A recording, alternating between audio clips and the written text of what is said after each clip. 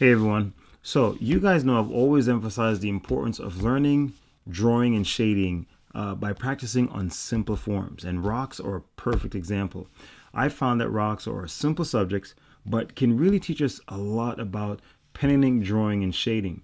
Now, in this video, we're going to draw a large rock, a boulder, right? And this will be as an exercise to learn one, how to practice reducing objects to simple form, seeing their basic form, and two, seeing the basic planes of objects, which is also very important, and three, just learning how to simplify an object's overall value pattern. And you'll see how useful this exercise can be in terms of what you can learn to apply to your own drawings.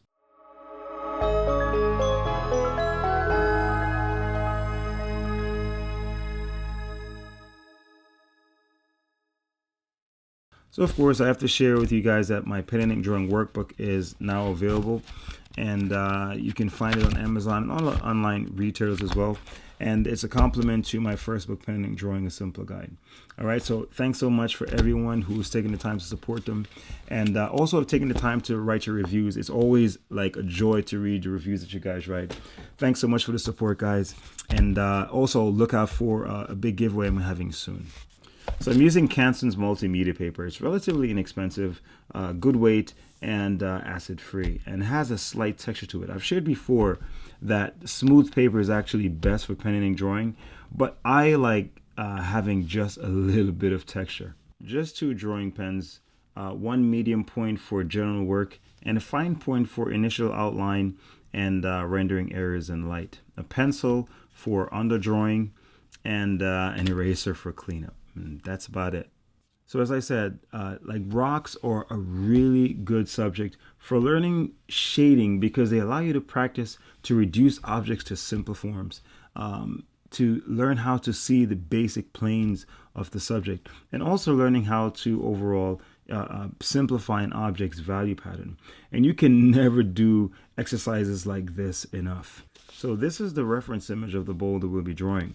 I took this photo myself and I actually printed out in black and white, so that way we can focus on just the values and not be distracted by color. All right. Now you can feel free to draw this one or any other large rock with a similar structure you can find. Now I chose this because it enables you to practice the simple techniques that are essential to good drawing and shading. Now, if you look past all the surface details and the smaller superficial forms, you can actually see its basic planes, up, forward, and side, right? And that's very important that you're able to see that even with rounded objects. And the overall value pattern, which is not that difficult to make out, light, middle, and deep values, all right? Now, you see, the thing is, when you're practicing, it's important that you choose subjects that enable you to focus on the fundamentals or whatever it is that you want to learn and improve on. A lot of times I see beginning students would choose really complex subjects or blurry subjects or ambiguous subjects. It's really important in the beginning to choose subjects that really enable you to practice the basics. All right, because it's not just practice makes perfect. It's practicing the right things and in the right way. So let's take a closer look at the structure here, right? It's a simple rock. Now, it's important that you're able to visually simplify the structure of any subject you draw in terms of simple form. So looking at this boulder, right, we can see that at its core, it has a simple block form with three visible basic planes. And I'm just simplifying the structure here. We can see a top plane, a side plane, and a front plane that's facing towards us, right, away from the light. From here, we can now break up the major planes into smaller subplanes while maintaining the overall simple structure of the rock. Now, this is key because sometimes we can lose clarity as we add surface details and small surface forms and so on. And we don't want to do that.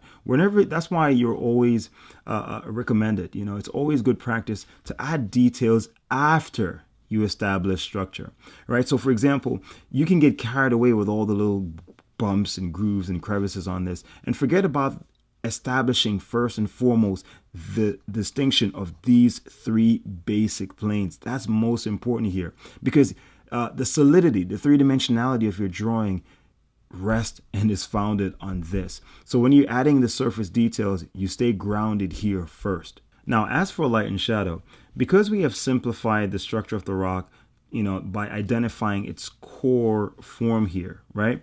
Now, its major planes, subplanes, the shading process, all of that stuff will be a lot easier, adding details, shading, all that stuff. So we can already identify the direction of the light source based on the value pattern that we have here, right? So we can see from here that the light is coming from the top. And as a result of that, we can see that this side is deepest in value.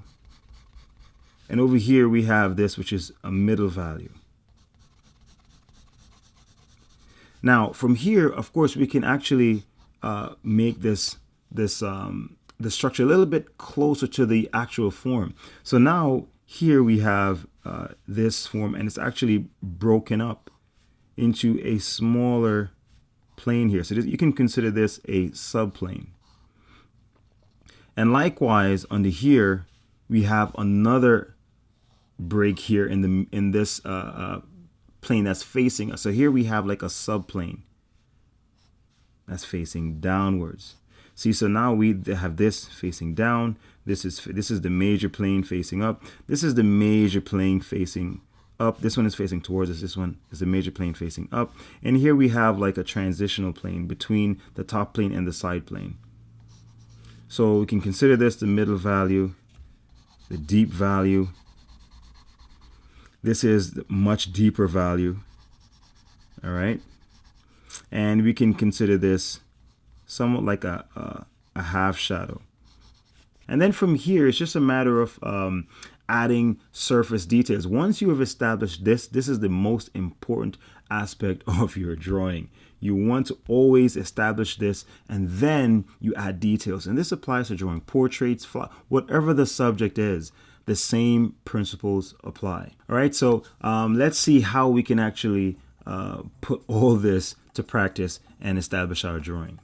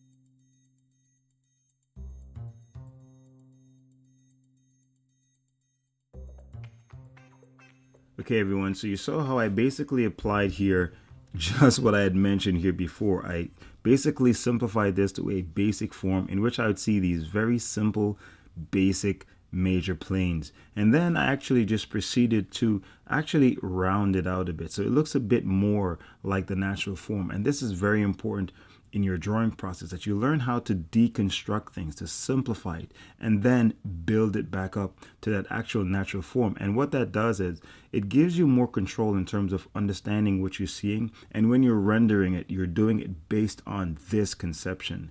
And that's essentially what I did. Okay, everyone, so I hope you found something you liked in this video. And if you did, please remember to give it a thumbs up And to get more content like this, remember to subscribe to my channel so you won't miss any new uploads or giveaways or announcements. And as usual, thanks so much for watching. Keep practicing, and I'll see you in the next video.